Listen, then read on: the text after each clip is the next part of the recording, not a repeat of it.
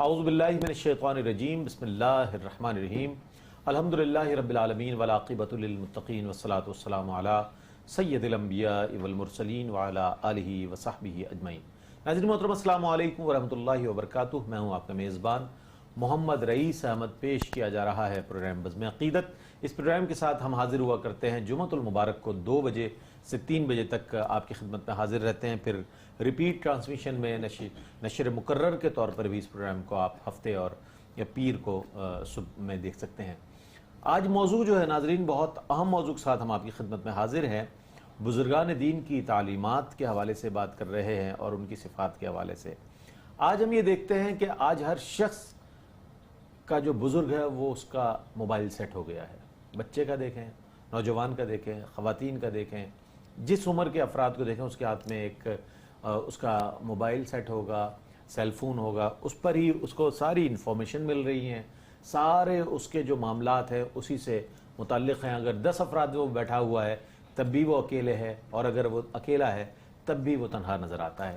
تو یہ چیز جو ہے ہمارے ہاں پہلے دیکھا یہ گیا تھا کہ جب جوائنٹ فیملی سسٹم ہوا کرتا تھا، یہ ایک خاندان کی اعلیٰ روایات جب سامنے آتی تھی تو وہ اس طرح کہ ایک بزرگ شخصیت ہوا کرتی تھی، وہ نصیحت کیا کرتے تھے بچوں کو، اچھی باتوں کے لیے بتایا کرتے تھے، بری باتوں سے روکا کرتے تھے، اور اپنی خاندانی اعلیٰ روایات پر چلنے کے لیے ہدایت کیا کرتے تھے۔ پھر اور پیچھے چلے جائیں ہم، اہل اللہ کے حوالے سے ہم بات کریں تو اہل اللہ نے تو اپنے ان تحریروں کے ذریعے، اپنے ان ارشادات کے ذریعے، اپنے ان فرمودات کے ذریعے ایسی مثالیں قائم، اپنے عمل کے ذریعے ایسی مثالیں قائم کی کہ آج وہ ہمارے لیے رول ماڈل کی حیثیت رکھتے ہیں۔ آپ کسی کے بھی خطبات اٹھا لیں، یعنی کہ حضرت شیخ عبد القادر جیلانی رحمۃ اللہ تعالیٰ علیہ کے حوالے سے بات کریں، خواجہ نظام الدین اولیاء رحمۃ اللہ تعالیٰ علیہ خاص طور پر، یا خواجہ معین الدین چشتی، یا دیگر داتا گنج بخش علی اجویری رحمۃ اللہ تعالیٰ علیہ کی کشف الموجود کے حوالے سے، یا اور اس سے بھی پیچھے چلے جائیں، تو یہ بزرگان دین کی جو تعلیمات ہیں یہ عکس ہے اس بات کا کہ جو وہ کیا کرتے تھے، اس کو تحریری طور پر ضابطۂ تحریر میں لے آیا کرتے تھے، پھر اس کے مکتوبات کی صورت میں بہت سی شکلیں ہمارے سامنے نظر آتی ہیں۔ آج جو ہے اس چیز کا فقدان نظر آتا ہے۔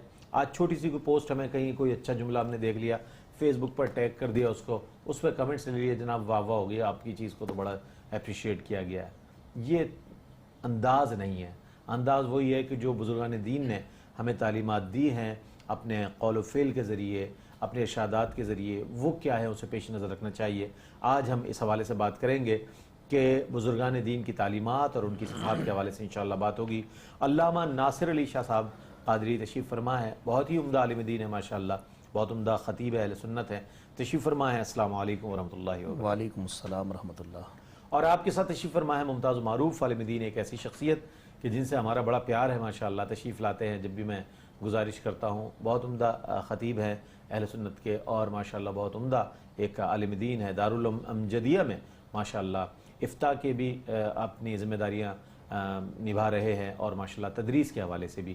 علامہ سید زیغم گردیزی تشریف فرما ہے۔ السلام علیکم ورحمۃ اللہ وبرکاتہ۔ وعلیکم السلام ورحمۃ اللہ۔ اور میرے دائیں جانب تشریف فرما ہے ممتاز و معروف قاری و حافظ نعت خواں جناب حافظ نعمان طاہر ہمارے ساتھ موجود ہیں۔ السلام علیکم ورحمۃ اللہ وبرکاتہ۔ آپ ہی کی خوبصورت آواز میں ہم آغاز کریں گے اور پھر انشاءاللہ گفتگو کو سلسلے کو آگے بڑھائیں گے۔ میں بندہ عاصی ہوں، خطا کار ہوں مولا، میں بندہ عاصی ہوں، خطا کار ہوں مولا، لیکن تیری رحمت کا طلبگار ہوں مولا، مولا، لیکن تیری رحمت کا طلبگار ہوں مولا،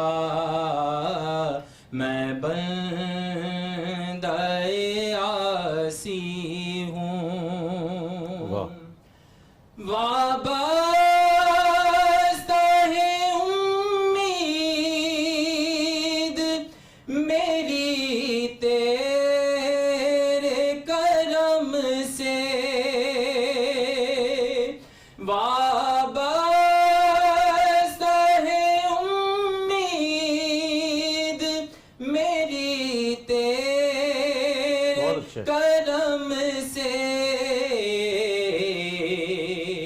تیرا ہوں فقط تیرا تیرا ہوں فقط تیرا پرستار ہوں مولا تیرا ہوں فقط تیرا پرستار ہوں مولا میں بندہ عاصی ہوں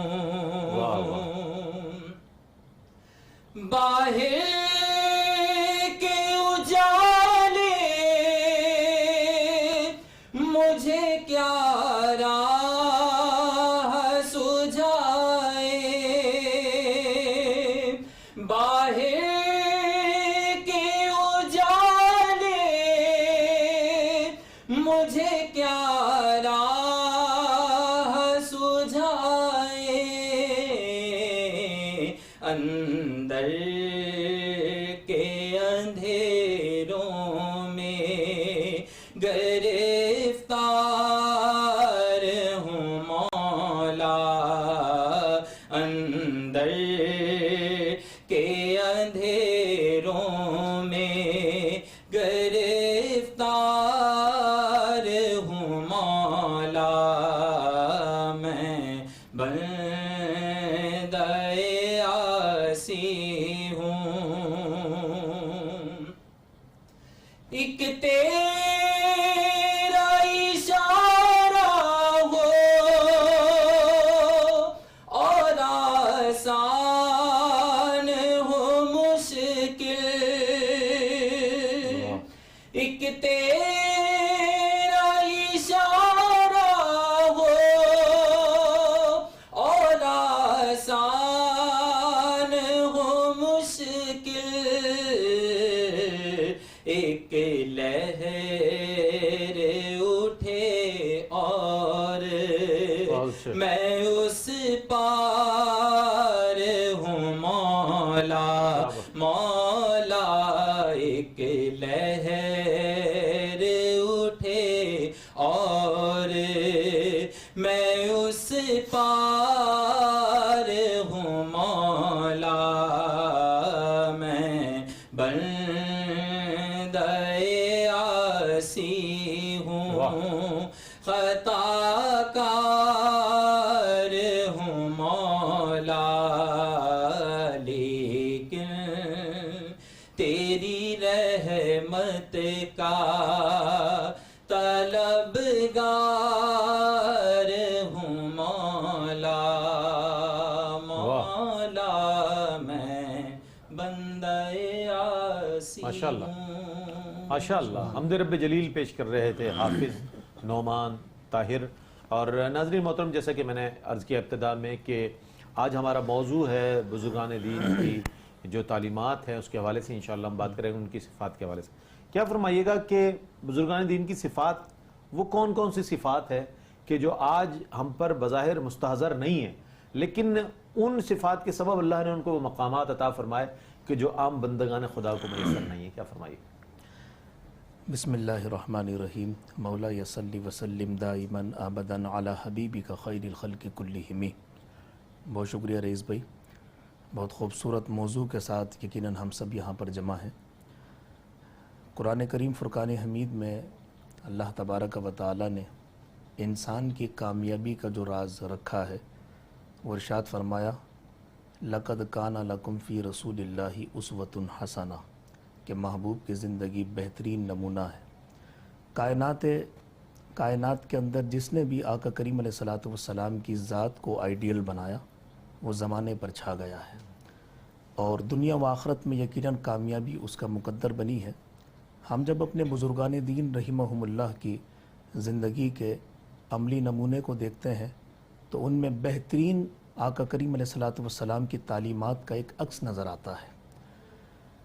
دامن رسالت مآب صلی اللہ علیہ وسلم کو چھوڑ کر کامیابی کا تصور بھی نہیں کیا جا سکتا. بے شک کامیابی جو ہے وہ آقا کریم علیہ الصلوۃ والسلام کی تعلیمات میں موجود ہے. تو بزرگان دین رحمہم اللہ کو ہم نے جب پڑھا سنا، ان کے بارے میں غور و غوص کیا، چاہے کسی بھی اللہ کے نیک بندے کو ہم جب سامنے رکھتے ہیں تو یقیناً آقا کریم علیہ الصلوۃ والسلام کی جو مین تعلیمات تھی ان کا عکس اس میں نظر آتا ہے. حضور کی پیروی کسی بھی بزرگ رحمۃ اللہ تعالیٰ علیہ کو دیکھیں. میں فضیل بن عیاض رحمۃ اللہ تعالیٰ علیہ کے حوالے سے پڑھ رہا تھا. ہمارے ہاں آج آپ نے ابتدا میں جب یہ کہا نا کہ وہ موبائل کے حوالے سے آپ نے بات بیان کی کہ اسی کو بزرگ بنا لیا ہے، اسی کو استاد بنا لیا محلے ہے، میں یہی بزرگ ہے، یہی دوست ہے، اسی میں سے پڑھ کر اسی میں سے آگے کسی بات کو ہم نے شیئر کر کے اس پر اگر کمنٹس اچھے آتے ہیں تو ہم یہ سمجھتے ہیں کہ ہم نے بہت بڑا کام کر دیا ہے. بات اس پر عمل کرنے کی تھی. سب سے پہلے تحقیق کرنا تھا کہ تحقیق کے بعد یہ بات تھی کیا، اور اس کے بعد پھر عمل بھی کرنا تھا، پھر آگے پھیلانا تھا. اور ہمارے ہاں میں فضل بن عیاض رحمۃ اللہ علیہ کی بات عرض کر رہا تھا کہ انہوں نے اپنے صاحبزادے کو دیکھا کہ ان کے صاحبزادے جو تھے وہ دینار تول رہے تھے کسی کو دینے کے لیے. جب دینار تول رہے تھے تو دیناروں کے اندر جو میل لگا ہوا تھا اس میل کو آپ کے صاحبزادے پہلے صاف کر رہے تھے اور ایک ایک اس کا حصہ صاف کر کے پھر تولنے کے لیے رکھا جا رہا تھا. حالانکہ چاہتے تو وہ میل کے ساتھ بھی تل سکتا تھا، اس میں کوئی بظاہر کسی کو معلوم نہ چلتا، لیکن حضرت فضیل بن عیاض پیچھے کھڑے ہو کر اپنے بچے کا یہ عمل دیکھ رہے تھے، کیونکہ بیٹے نے بھی باپ کی تربیت حاصل کی تھی اور باپ نے تربیت مصطفیٰ کے جو سلسلے تھے وہ اپنی ذات میں گم کیے ہوئے تھے. تو فضیل بن عیاض رحمۃ اللہ علیہ نے اپنے بیٹے کو سینے سے لگایا اور فرمایا کہ بیٹا تیرا یہ جو نیک عمل ہے یہ رب کی بارگاہ میں 2 حج اور 2 عمروں سے زیادہ افضل ہے. واہ واہ واہ. تو سب سے پہلے تو ہم نے یہ دیکھا کہ رزق حلال کے حوالے سے، غذا کے حوالے سے ہمارے بزرگوں کا معمول بڑا مضبوط رہا کہ جب رزق حلال دیکھیں، جس گھر میں رزق حلال ختم ہو جاتا ہے سب سے پہلے وہاں پر حیا چلی جاتی ہے اور وہاں پر بے حیائی کا دور دورہ شروع ہوتا ہے. ہمارے بزرگان دین سب سے پہلے تو رزق حلال کے معاملے میں بڑے مضبوط ہوا کرتے تھے. آپ نے امام اعظم کا بھی نام لیا. امام اعظم ابو حنیفہ رحمۃ اللہ تعالیٰ علیہ کسی کا جنازے کے لیے تشریف لے کر کے گئے تو وہاں پر ابھی کچھ وقت باقی تھا تو لوگ وہاں پر کھڑے ہو گئے. دھوپ کا عالم بہت زیادہ تھا. امام اعظم رحمۃ اللہ تعالیٰ علیہ لوگ دیوار کے سائے میں کھڑے ہو گئے، کچھ درخت کے سائے میں کھڑے ہو گئے. امام اعظم علیہ الرحمت دھوپ میں کھڑے رہے. کسی نے کہا کہ سرکار وہ دیوار کے سائے میں اتنی جگہ ہے کہ آپ کھڑے ہو سکتے ہیں، دھوپ سے بچ جائیں گے. تو امام اعظم کی احتیاط دیکھیے گا. امام اعظم نے فرمایا بات یہ ہے کہ یہ شخص میرا مقروض ہے، اس شخص نے مجھے قرضہ دینا ہے اور میں اگر اس کی دیوار کے سائے سے فائدہ حاصل کروں گا تو کہیں یہ سود کے زمرے میں شامل نہ ہو جائے. یہ بزرگوں کی احتیاطیں تھیں. تو آپ اندازہ لگائیے گا کہ جب اس قدر احتیاط اور محتاط زندگی ہمارے بزرگوں نے بسر کی ہے تو بات صرف یہی تھی، سیرت مصطفیٰ کا ایک عکس تھا جو ہمارے بزرگوں کی زندگی سے نظر آتا. بہت عمدہ، بہت عمدہ. ناظرین محترم، بہت اچھی بنیاد فراہم کر دی علامہ صاحب نے. یہ بہت اہم موضوع ہے، اسے عام نہ سمجھا جائے کہ بزرگوں کی تربیت کا انداز کیا تھا، کس طرح انہوں نے اس ملت کی تربیت کی، کس طرح اتنے بڑے بڑے نام سامنے آئے. اس پر مزید بات کریں گے. ایک مختصر سا وقفہ ہے، وقفے کے بعد لوٹیں گے. مجھے امید ہے آپ کا اور ہمارا ساتھ رہے گا.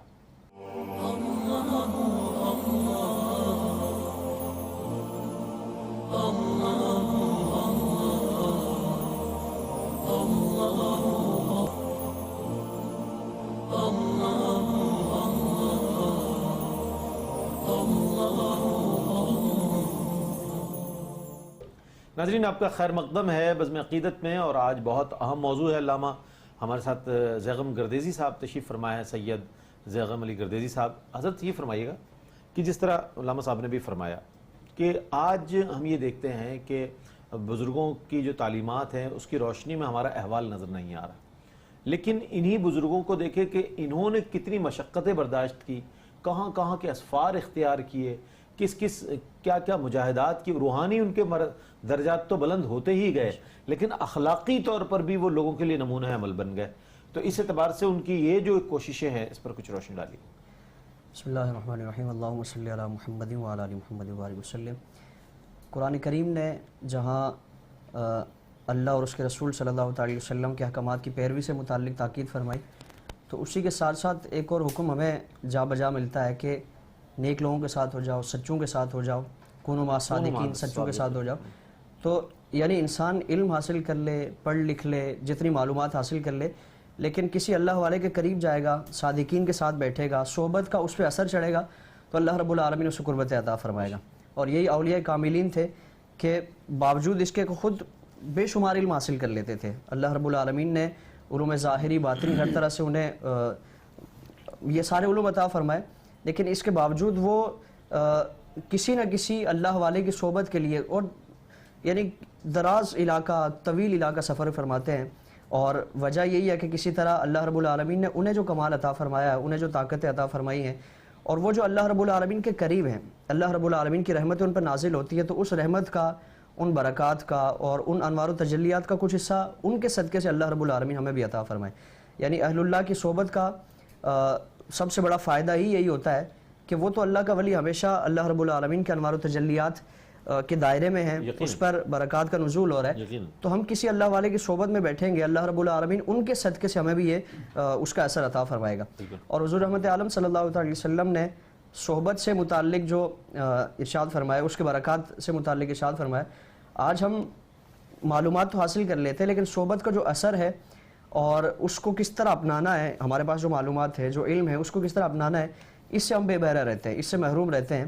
آپ صلی اللہ علیہ وسلم نے فرمایا کہ صحبت کسی نیک یا بد کی صحبت، اس سے متعلق فرمایا کہ اچھے کی صحبت وہ ایک عطار کی طرح ہے، خوشبو بیچنے والے کی طرح ہے، کہ تم اس کے پاس جاؤ گے اور اس کی صحبت میں بیٹھو گے، اس کے قریب رہو گے، تو تمہیں ظاہری طور پہ تم نے اس سے کوئی چیز خریدی نہیں ہے، تم نے کوئی حاصل نہیں کیا، کچھ لمحے اس کے پاس تم نے بتائے.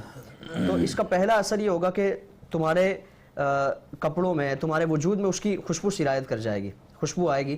اور اگر یہ بھی نہ ہوا تو کم از کم جتنی دیر تم رہو گے اس کے پاس تو تم خود اس سے خوشبو حاصل کرتے رہو گے. یعنی اگر وہ خوشبو تم پہ چڑھے گی نہیں تو کم از کم اتنی دیر تم نجاستوں سے، گندگیوں سے، بدبو سے اور اس طرح کی چیزوں سے تم محفوظ رہو گے، اور وہ خوشبو تم سونگتے رہو گے، اس کو حاصل کرتے رہو گے. اور بری صحبت کے متعلق یہی فرمایا. اور آج جو موبائل سے متعلق یا سوشل میڈیا سے متعلق یہ ساری بری صحبتیں، ہم ایک اچھی چیز لے بھی لیں تو اس میں بے شمار ایسی چیزیں ہیں کہ جس میں انسان کی کردار کی گندگی اور فطروں میں مبتلا ہونا اور یہ اس طرح کے معاملات ہر وقت اس کا خدشہ رہتا ہے. تو آپ علیہ السلام نے بری صحبت کے متعلق فرمایا کہ اس کی مثال یوں ہے جیسے کوئلے کی بٹی پہ، یہ لوہے کی بٹی پہ تم اس کے پاس بیٹھے ہو اور لوہا کوٹنے والے کے پاس تم بیٹھے ہو، تو اگر تمہارے اوپر اس کا یا تو اثر چڑھ جائے گا، اس کی کالک تم پہ چڑھ جائے گی، اور اگر اس کا اثر نہیں چڑھا تو کم از کم وہ تمہیں اتنی دیر تم خوشبو سے اور دیگر اچھائیوں سے محروم رہو گے. تو اچھی صحبت یا بری صحبت، قرآن کریم نے اسی سے متعلق اس لیے اس کا حکم بھی فرمایا اور بے شمار اس کی فضائل بیان فرمائے، اور حدیث رسول صلی اللہ علیہ وسلم اس کی بے شمار فضائل بیان فرمائے. نبی کریم صلی اللہ علیہ وسلم نے بنی اسرائیل کے ایک شخص کا واقعہ بیان فرمایا صحیح بخاری میں کہ وہ صحبت پانے کے لیے چلا تھا. یعنی صحبت میں بیٹھنا کتنا سود مند رہتا ہے، کتنا فائدہ مند رہتا ہے. ابھی اس نے صحبت حاصل نہیں کی، اس کی صحبت میں بیٹھا نہیں ہے. اللہ والوں کی صحبت کی برکات کتنی ہے. فرمایا کہ اس نے سنا کہ فلاں شخص فلاں علاقے میں ہے جو اللہ کا نیک بندہ ہے، اور اس شخص کا اپنا کردار یہ تھا کہ یہ اس سے پہلے 100 قتل کر چکا تھا. اب اسی ایک چاہت میں اپنے گھر سے روانہ ہوتا ہے کہ میں کسی طرح اس اللہ والے کی صحبت حاصل کروں، اس کے پاس بیٹھ کر اللہ رب العالمین کی جو انوار و تجلیات کا نزول ہے اس سے کچھ حصہ حاصل کر سکوں. لیکن اللہ رب العالمین نے اس کے مقدر میں اس کی صحبت نہ تھی، انتقال ہو گیا راستے میں. تو اب اس کا جو ایک تمنا تھی، التجا تھی اور ایک چاہت تھی کہ میں کسی اللہ والے کے پاس بیٹھوں، تو اللہ رب العالمین نے اس کا صلہ کیا عطا فرمایا. اب عذاب کے فرشتے بھی ہیں، ایک طرف اس کی گناہوں والی زندگی ہے اور دوسری طرف اس کا اچھائی کا ایک ارادہ ہے. اس لیے اچھائی کے فرشتے اور نیکیوں کے فرشتے اور انسان کے جنت میں لے جانے والے اعمال سے متعلق اس کے فرشتے یہ سارے آ جاتے ہیں. تو فرمایا کہ ان میں تنازع ہو جاتا ہے. اللہ رب العالمین کی بارگاہ میں معاملہ پیش ہوتا ہے کہ الہی اس کی ماضی کی زندگی اتنی بری ہے اور اتنے افراد کا قاتل ہے، اور جو رحمت کے فرشتے ہیں وہ عرض کرتے ہیں کہ الہی یہ اس ارادے سے اپنے گھر سے نکلا تھا. تو آپ علیہ السلام نے فرمایا کہ حکم فرمایا جاتا ہے کہ زمین کو ناپو، اگر اللہ والے کی طرف زیادہ زمین کا حصہ رہتا ہے اور اس کے پاس کم فاصلہ ہے تو اس کی طرف اس کو موڑ دیا جائے، رحمتوں کی طرف اس کو موڑ دیا جائے.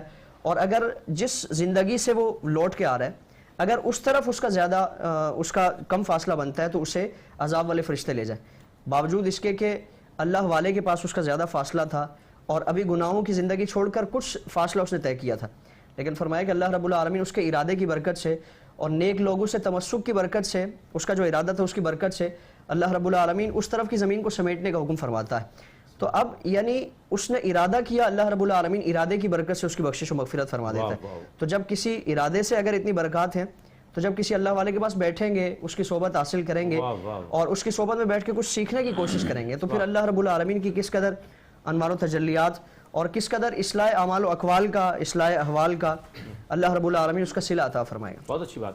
اچھا، آج ہمارے ہاں یہ تصور عمومی تصور ہے کہ اللہ والے تو وہ ہیں جو جناب جنگلوں میں بیٹھے ہیں، جو پہاڑوں پر بیٹھے ہیں اور بوریاں نشین ہیں اور خلوت کی زندگی، ایک مجرد زندگی گزار رہے ہیں، اور ان سے اگر دعا لے لی، ان سے اگر انہوں نے، ان کے پاس لاٹھی اگر انہوں نے وہ مار دی تو ہماری قسمت بدل جائے گی۔ یہ جو تصورات ہیں یہ چند لوگوں کے، لیکن اہل اللہ جو ہیں وہ آپ کے معاشرے میں ہیں، یہ جو اہل علم ہیں، جو اللہ کا دین آپ تک پہنچا رہے ہیں، جو آپ کی اصلاح کر رہے ہیں، وہ اللہ والے ہی ہیں بنیادی طور پر۔ ہم انہی سے دور ہیں، ہم علماء سے دور ہیں، ہم مشائخ سے دور ہیں، ہم مفتیان دین سے دور ہیں، ہم اگر قریب ہیں تو کھلاڑیوں سے قریب ہیں، ہم اگر قریب ہیں تو سیاستدانوں سے قریب ہیں، ہم قریب ہیں تو صحافیوں سے قریب ہیں، ہم قریب ہیں تو یہ انٹرٹینمنٹ والوں سے قریب ہیں، یعنی کہ جو فنون لطیفہ سے تعلق جن کا ہوتا ہے۔ تو ہمارے لیے وہ صحبتیں بہت مشکل ہو گئی ہیں کہ جو ہماری اصلاح کر سکیں، جو ہمیں بگاڑ سکیں، اس میں کوشش ہوتی ہے کہ ہم اس میں زیادہ سے زیادہ آگے چلے جائیں۔ کیا فرمائے گا اس حوالے سے حضرت؟ بزرگان دین کی تعلیمات تو یہ ہے کہ وہ اچھائیوں کی طرف لاتے ہیں اور برائیوں سے روکتے ہیں، صحیح ہے نا؟ امر بالمعروف و نہی عن المنکر کا ایک اظہار کرتے ہیں اپنے قول و فعل سے، لیکن انسان کی جبلت اور اس کی سرشت میں یہ چیز ہے کہ وہ خرابی کی طرف زیادہ جلدی جاتا ہے۔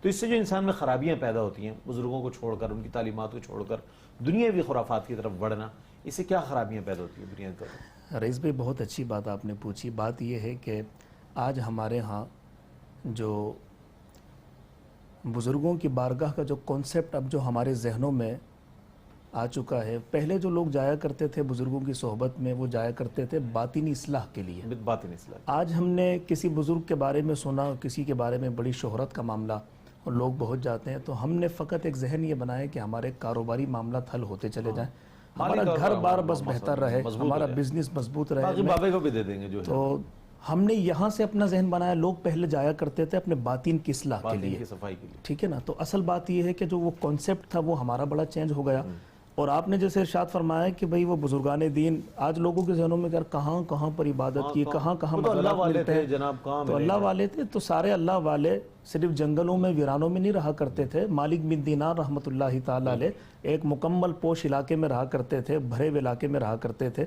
آپ کے برابر والا جو گھر تھا غیر مسلم کا تھا۔ امام مالک بن دینار رحمۃ اللہ تعالی علیہ کا وہ پڑوسی تھا، اور امام مالک بن دینار کو اس قدر اذیت دیتا تھا، اس قدر اذیت دیتا تھا۔ آج ہم یہ سمجھتے ہیں کہ شاید یہ دین کرامتوں سے پھیلا ہے، یہ دین صرف معجزات سے پھیلا ہے۔ بات یہ ہے کہ یہ کردار سے پھیلا، ٹھیک ہے نا؟ وہ جو کردار کی جو تلوار تھی وہ چلتی رہی۔ تو ہم مثال دیتے ہیں کہ غریب نواز نے 90 لاکھ کے قریب لوگوں کو اسلام قبول کروا لیا۔ یہ کرامتوں کا سلسلہ تو مسلم ہے، اس سے کوئی انکار نہیں ہے، لیکن ان کا جو کردار زندگی تھا، میں نے عرض کی کہ جو کردار مصطفیٰ کا جو عکس تھا وہ بزرگوں کی تعلیمات میں ان کے کردار میں نظر آتا تھا۔ مالک بن دینار رحمۃ اللہ تعالی علیہ کا پڑوسی نے آپ کو اذیت دینے کا جو بہانہ تلاش کیا وہ اس انداز میں کہ اس کے گھر کا جو پرنالہ تھا چھت کا، جتنی گندگی اس کے گھر کی جمع ہوتی تھی، اس نے ایک راستہ نکالا حضرت مالک بن دینار کے صحن میں، ساری کی ساری گندگی روزانہ صحن میں گراتا تھا۔ تو اب بزرگان دین کا اخلاق اور کردار دیکھیے، تبلیغ کس انداز میں ہوئی ہے۔ کرامتوں سے صرف تبلیغ کا سلسلہ نہیں چلا، کردار سے، تو کردار کی تلوار چلی ہے۔ بات صرف اتنی تھی کہ جب وہ آپ کے صحن میں گندگی گراتے روزانہ ڈیلی کا اس کا معمول تھا، ایک دن خود تھک گیا، دروازے پر دستک دی، اس نے کہا کہ مالک بن دینار آپ کو مجھ سے کوئی تکلیف تو نہیں؟ تو آپ نے بڑے تحمل کے ساتھ مسکراتے ہوئے ارشاد فرمایا، کہا کہ تکلیف تو بس کیا، صبح شام تیرے گھر سے جو گندگی میرے گھر کے صحن میں گرتی ہے، میں نے ایک جھاڑو اور ایک برتن میں نے لے لیا ہے پانی کا، روزانہ صبح شام تیرے گھر کی گندگی کو میں صاف کر دیتا ہوں۔ اس نے حیرت کے سمندر میں ڈوبتے ہوئے کہا کہ آپ کو غصہ نہیں آتا؟ تو آپ نے یہ نہیں فرمایا کہ نہیں آتا، کہا آتا ہے. کہا پھر جوابی کارروائی نہیں کی، کہا کہ جب غصہ آتا ہے تو پھر قرآن کی آیت یاد آ جاتی ہے، والکاظمین الغیظ والعافین عن الناس واللہ یحب المحسنین. کہا کہ اور درگزر کرنے والے، معاف کرنے والے، غصے پر ضبط کرنے والے. کہا یہ کون ہے؟ کہا یہی تو اللہ کے محبوب ہیں. تو کہا جب یہ آیت کریمہ یاد آتی ہے تو غصہ ٹھنڈا ہو جاتا ہے. آپ کے اس عمل کو سن کر اس نے دامن پکڑا، کلمہ پڑھ کے مسلمان ہو گیا. تو یہ کردار بھی تھا، صرف جنگلوں میں نہیں تھے، صرف پہاڑوں پر ویرانوں میں نہیں تھے. امام غزالی رحمۃ اللہ تعالیٰ علیہ نے اپنی کتاب کے اندر لکھا، فرماتے ہیں ایک بزرگ رحمۃ اللہ تعالیٰ علیہ کے گھر کے اندر چوہے آ گئے. آج ہمارے یہاں بھی یہ پرابلم رہتی ہے. تو چوہے بہت زیادہ آ گئے تو کسی نے مشورہ دیا، کہا کہ سرکار آپ ایک بلی پال لیجئے، چوہے ختم ہو جائیں گے. آپ بزرگوں کی سوچ دیکھیے، یہ جو ہمارے ہاں کانسیپٹ ہم نے چینج کر لیا. ہمارے بزرگوں کی تعلیمات تو آپ دیکھیں، ان کی تعلیمات کیا تھی، ان کا دل کی دنیا کا حال کیا تھا. عرض کی کہ سرکار وہ بلی پال لیجئے تو آپ کے گھر سے چوہے ختم ہو جائیں گے. آپ نے فرمایا کہ یہ بات تو میرے بھی ذہن میں ہے، لیکن سوچتا ہوں کہ اگر میرے گھر سے چوہے نکلے تو کسی اور کے گھر میں چلے جائیں گے. تو کہا کسی اور کے گھر میں جائیں گے تکلیف تو اس کو بھی ہوگی، تو اس لیے یہ تکلیف میں اپنے ہی گھر میں برداشت کر رہا ہوں. تو آپ یہ دیکھیے کہ لوگوں کا بھی کتنا احساس تھا، یہ بزرگوں کی تعلیمات تھی. کیا ناظرین شامل کر رہے ہیں نعت رسول مقبول صلی اللہ علیہ وآلہ وسلم. پیش کریں گے حافظ نعمان طاہر. اللہم صلی علی سیدنا مولانا محمد وبارک وسلم وسلم علیہ. اجالا قلب میں ذکر نبی سے ہوتا ہے، بے شک اجالا قلب میں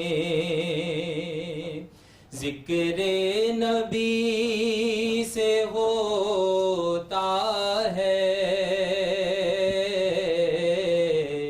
سر اونچا آپ ہی کی پیروی سے ہوتا ہے،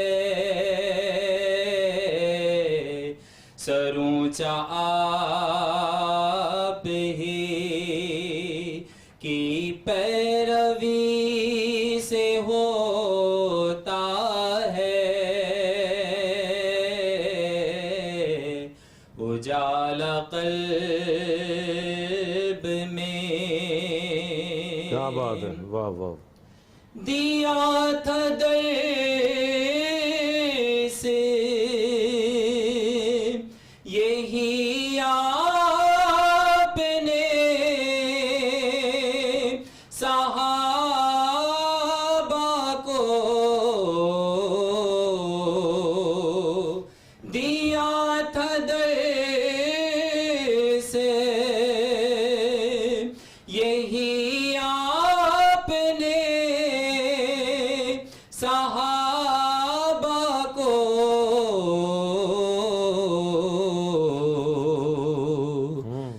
سر اونچا آپ ہی. رئیس بھائی مصرع کوئی بات، کوئی اور شعر پڑھ لو.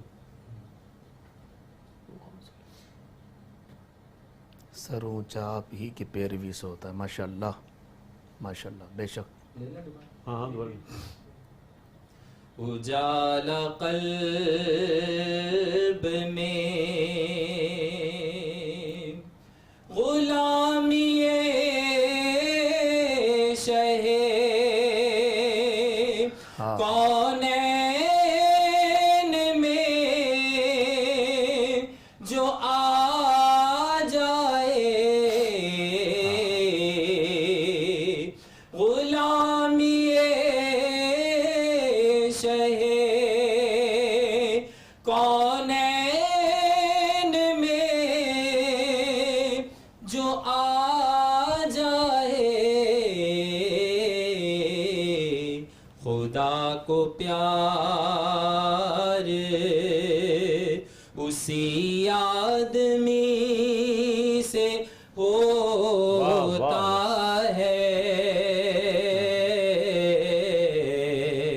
خدا کو پیار اسی آدمی سے ہوتا ہے،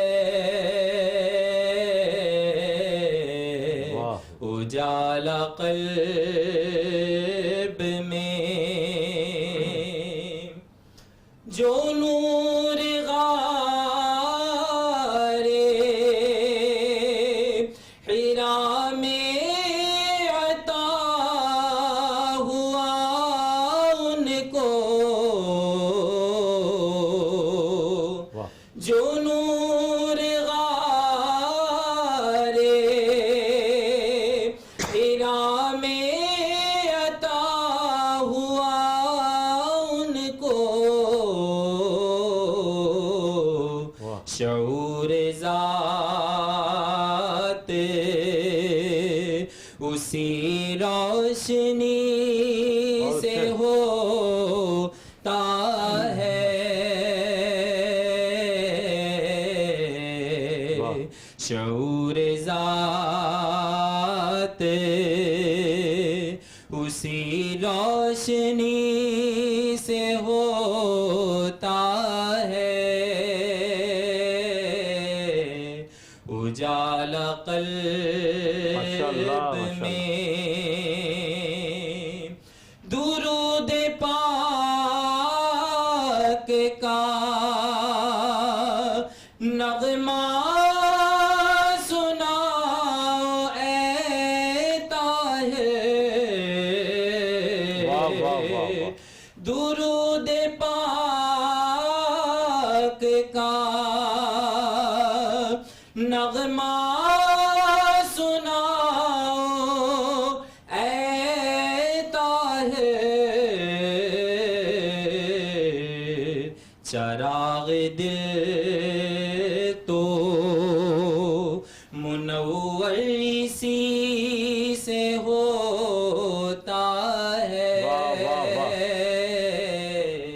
چراغ دل تو منور اسی سے ہوتا ہے،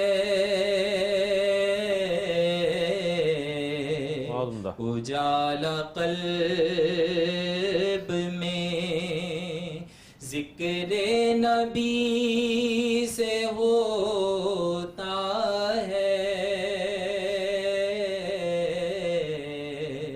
سر اونچا آپ ہی کی پیروی سے ہوتا ہے،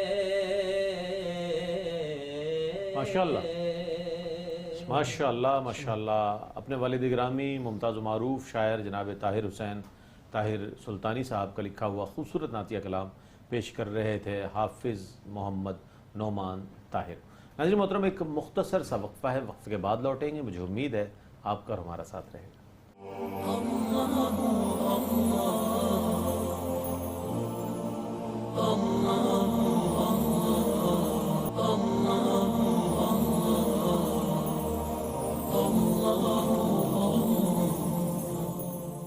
ناظرین، آپ کا خیر مقدم ہے بزم عقیدت میں۔ آج انتہائی اہم موضوع بزرگان دین کی تعلیمات اور صفات کے حوالے سے بات ہوئی، اور اب کنکلوژن کی طرف آ رہے ہیں، تو ہم یہ جاننا چاہیں گے علامہ صاحب سے کہ علامہ صاحب یہ فرمائیں کہ بزرگان دین کی جو صحبت ہے وہ ہم پر کیا اثرات مرتب کر سکتی ہے، ان کی تعلیمات جو ہے جس سے آج ہم دور ہیں اور یہ سمجھ بیٹھے ہیں کہ ہم عقل کل ہیں۔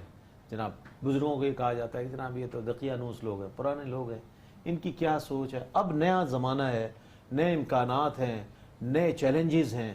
کیا فرمائیے گا، بزرگوں کی تعلیمات میں وہ چیز موجود ہے جو ہمارے حال اور مستقبل کو روشن کر سکتی ہے؟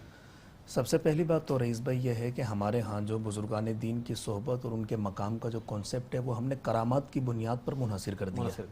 صحیح نے، بزرگان دین کا جو معاملہ تھا وہ صرف کرامات کی بنیاد پہ نہیں تھا۔ اصل بات یہ ہے کہ سب سے پہلے تو یہ سمجھا جائے کہ یہ اللہ کے جو نیک بندے ہیں، ولی ہیں، جن کو ہم مقام ولایت پر دیکھتے ہیں، سنتے ہیں، جن کے بارے میں ولی ہوتے کون ہیں۔ ایک مختصر سی بات کر کے لاسٹ میں یہ پیغام دینا چاہوں گا کہ حضرت جنید بغدادی رحمۃ اللہ تعالی علیہ کی بارگاہ میں ایک شخص آیا، اس نے آپ کا بڑا نام بھی سنا تھا اور بڑے کرامات کا سلسلہ بھی سنا تھا۔ آپ کی بارگاہ میں آیا، صحبت میں بیٹھا اور کچھ دن تک وہ آپ کو دیکھتا رہا۔ اس کے بعد اس نے ایک دن اپنا سامان اٹھایا، واپس جانے لگا، تو سرکار جنید بغدادی رحمۃ اللہ تعالی علیہ نے اسے بلایا اور اس سے کہا کہ بھائی آپ آئے تھے، آنے کی وجہ بھی بیان نہیں کہی، اب واپس جا رہے ہو، معاملہ کیا تھا؟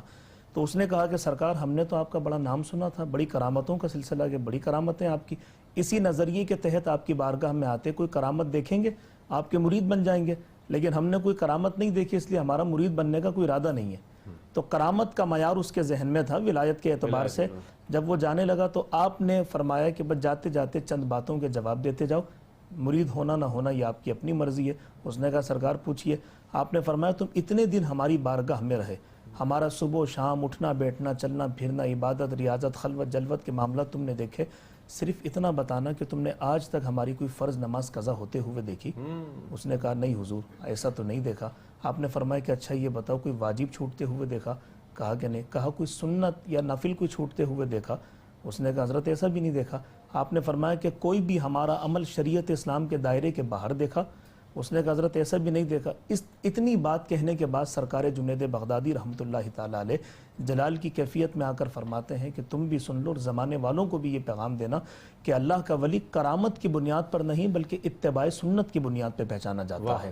تو ہمارا معیار ولایت جو ہے ہم نے وہ کرامات پر منحصر کر دیا۔ تو بزرگان دین کا جو کردار ہے وہ دیکھا جائے اور انہی کی صحبت اختیار کی جائے کہ جن کے کردار میں کردار مصطفیٰ صلی اللہ علیہ وسلم کی جھلک نظر آتی ہو۔ ایسا نہ ہو کہ کوئی یہ کہتا ہو کہ نماز تو ہماری مدینے میں ہوتی ہے، کھانا یہیں پر ہوتا ہے۔ تو میں نے آج تک کسی کو ایسا نہیں دیکھا کہ بھئی وہ کوئی کھانا وہاں کھاتا ہو اور نماز یہاں پڑھتا ہو۔ تو ایسے لوگوں سے بچنا چاہیے، ایسے لوگوں کہ صحبت میں بیٹھنے کا کوئی فائدہ نہیں ہوگا۔ جو فرائض اور واجبات اور قرآن و سنت سے دوری اختیار کرتے ہوں تو ایسے لوگوں کے پاس جانا بالکل بے بنیاد رہے گا۔ اور بزرگوں نے فرمایا کہ ایسے لوگوں کے پاس جانا جو یہ شعبدے بازی دکھاتے ہوں، پانی پر چلنا کوئی کرامت کا یہ معیار نہیں ہے، ہوا میں اڑنا یہ معیار کرامت یہ معیار ولایت نہیں ہے۔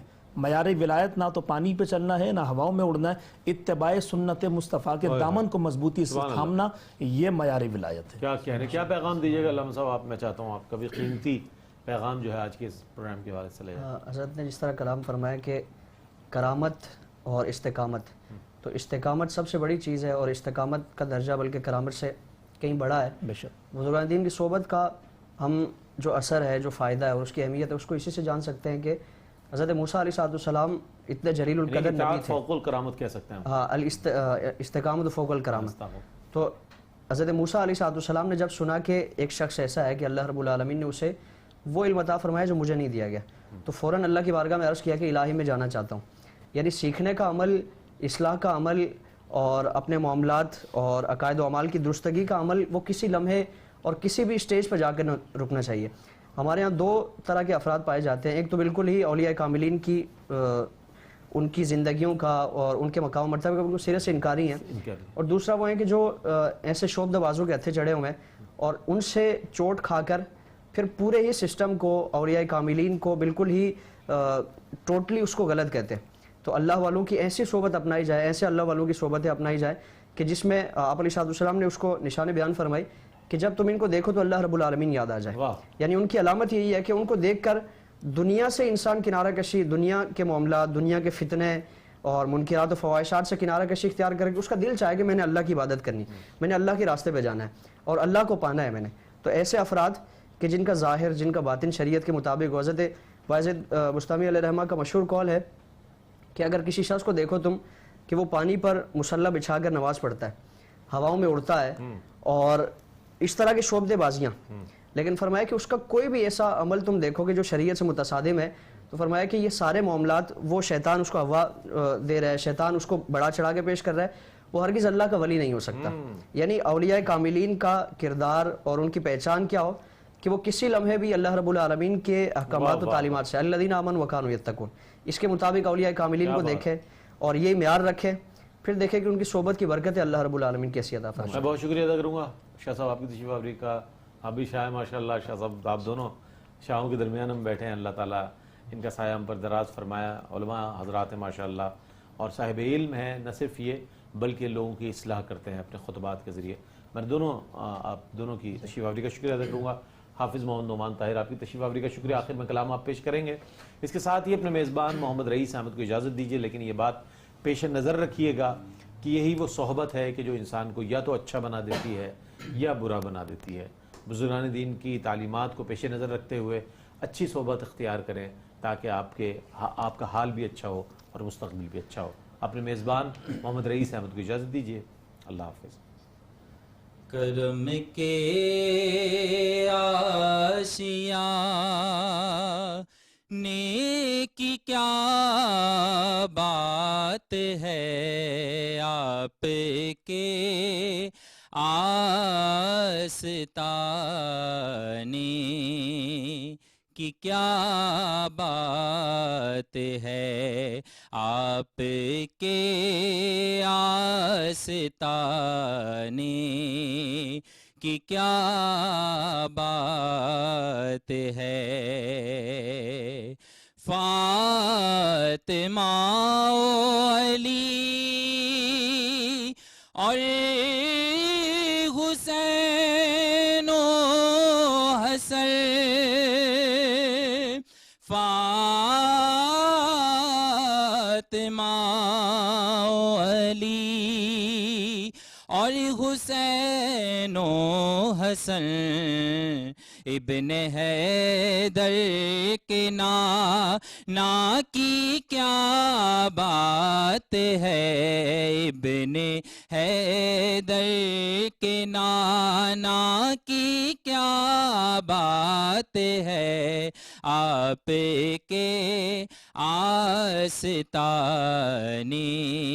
کی کیا بات ہے. پھول کی